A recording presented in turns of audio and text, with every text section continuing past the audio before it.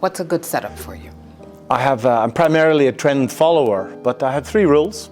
The first rule is the good trade is a hard trade. The second rule is that I want to fade the short-term trend against the longer-term trend. Invariably, before the market goes up, especially in the morning, before the market goes up, it goes down first. The orders, the professionals would rather die than chase a market. So they will bid it, and they will bid it fairly low. And anybody that panics has got to get out of the bid. So invariably, before the market goes up, it goes down first. Many people believe that there's somebody out to get them, but in fact, that's rubbish.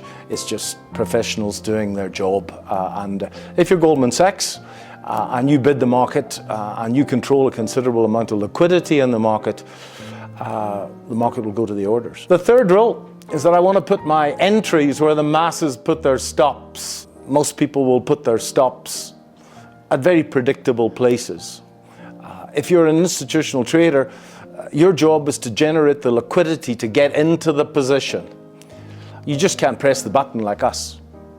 So invariably, the market makers will not know where the stops are, or they couldn't be bothered to find out.